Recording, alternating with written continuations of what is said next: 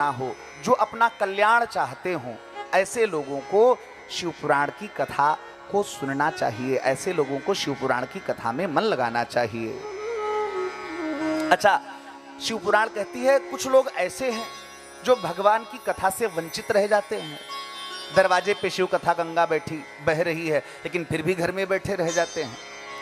अगर ऐसे लोगों को बुला बुला करके लाया जाए तो शिव पुराण कहती है कि देशे देशे शांभवाये कीर्तन श्रवणोत्सुकाः तेषामानयनम कार्यम तत्प्रकारार्थमादरात्। ये जो तुमने होर्डिंग, फ्लैक्स, पंपलेट, कार्ड है, ये प्रोमो, इतनी प्रचार की जो व्यवस्था बनाई गई ना, ये ऐसा नहीं कि आजकल का नियम है ना। शिव पुराण कह रही है कि जब शिव पुराण की कथा की जाए तो प्रचार प्रसार खूब करना चाहिए, और फिर न आने वाले का दुर्भाग्य, लेकिन अपना सौभाग्य पूरा करना चाहिए। जिन जिन के कानों में आप शिव पुराण कर रहे हैं ये बात पहुंच गई विजय भैया, उन सबका 40% तुम्हारे खाते में वो कथा में अगर आए गए तब तो उनका भी कल्याण, तुम्हारा भी कल्याण। और अगर ना भी आए ना तो वो इस 9 दिन में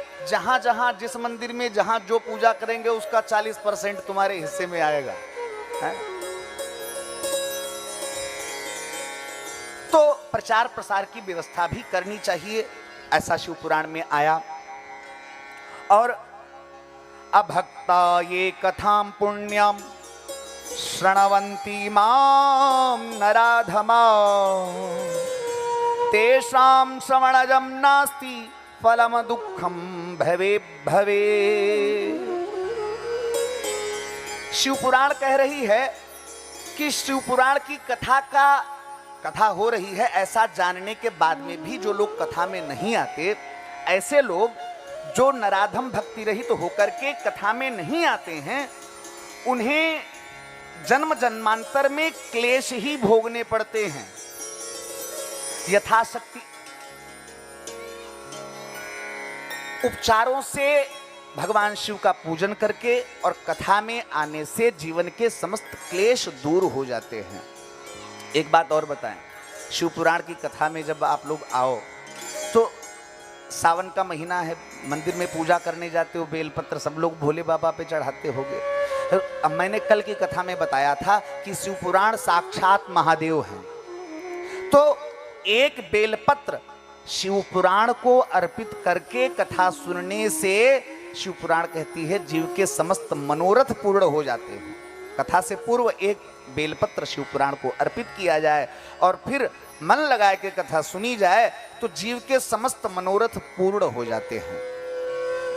एक बात और, सिर पे पगड़ी बांध के, टोपी लगाए के कथा नहीं सुननी चाहिए। जो लोग सिर पे पगड़ी आदि धारण करके इस कथा को सुनते हैं, उनके घर में पापी और कुल को कलंक लगाने वाली संतानें उत्पन्न होती हैं। इसलिए भगवान शिव में आदर भाव रखते हुए अभिमान का त्याग करके कथा में बैठना चाहिए। एक बात और बताई, कथा के बीच में बहुत लोगों की आदत होती है मसाला खाने की, तो छिपाए के चोरी से महाराज ना देख लें, कहीं टोक देंगे, छिपाए के चोरी से मसाला मुंह में डाला और मुंह में चल रहा है, वो कथा चल रही है। व्यास जी से छिपाए लोगे, महाराज से छिपाए लोगे, इनसे छिपाए के कहाँ जाओगे? हम नहीं कह रहे, शिव पुराण कह रही है।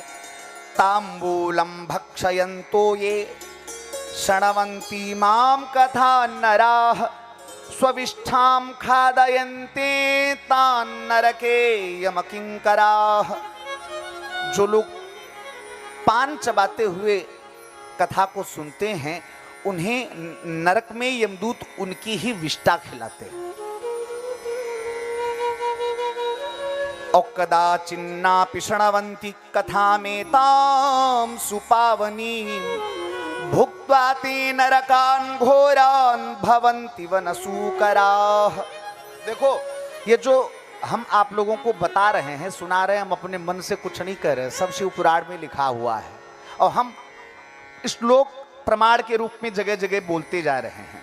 श्री शिव महापुराण महात्म्य के छठे अध्याय का 51 नंबर का श्लोक कह रहा है कि जो कभी भी इस पवित्र कथा को नहीं सुनते हैं वे लोग घोर नरक भोगने के बाद जंगली सुअर का जन्म लेते हैं। शिवपुराण की कथा के विषय में जानकारी होने के बावजूद जो लोग कथा नहीं सुनते ऐसे लोग जंगली सुअर का जन्म पाते हैं।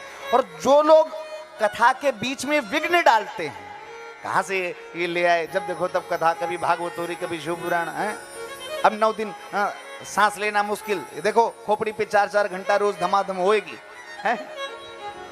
जो लोग कथा के बीच में विघ्न डालते हैं वे करोड़ों वर्षों तक नरक यातनाओं को भोग कर और गांव में सुअर का जन्म पाते हैं। कोट्यब्दम नरकान भुक्त्वा भवंति ग्राम सूकरा।